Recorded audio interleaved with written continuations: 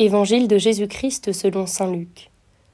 En ce temps-là, Jésus disait à ses disciples : « Moi, je vous le dis, faites-vous des amis avec l'argent malhonnête, afin que, le jour où il ne sera plus là, ces amis vous accueillent dans les demeures éternelles.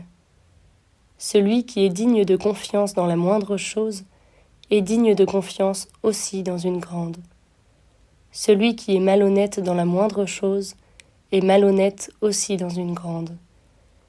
Si vous n'avez pas été digne de confiance pour l'argent malhonnête, qui vous confiera le bien véritable ?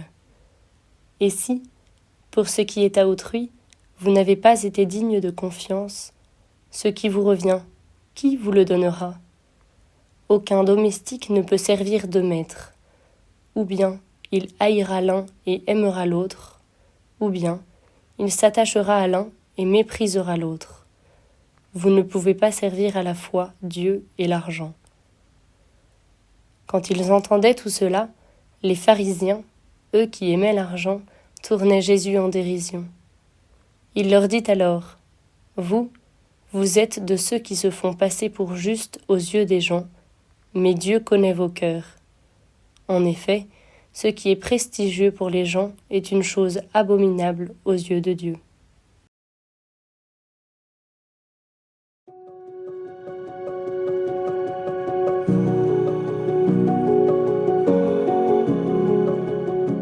Nous entendons dans l'évangile d'aujourd'hui un aspect essentiel de la pédagogie de Jésus, l'invitation à vivre des petits engagements pour pouvoir envisager les grands.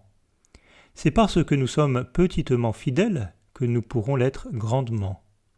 S'exercer à vivre l'amour de Dieu et l'amour du prochain dans de toutes petites choses nous entraîne à le vivre dans des circonstances plus importantes. Ceci peut nous aider à éviter deux écueils. D'un côté, nous pourrions être tentés de ne pas accorder trop d'importance aux petites choses et à ne donner d'importance qu'aux grandes œuvres ou à ce qui est particulièrement visible. Cela ne peut fonctionner. Et d'un autre côté, nous pouvons parfois être déçus de la petitesse des choses que nous vivons dans un quotidien apparemment banal. Sachons y découvrir le lieu d'exercice d'une sainteté véritable.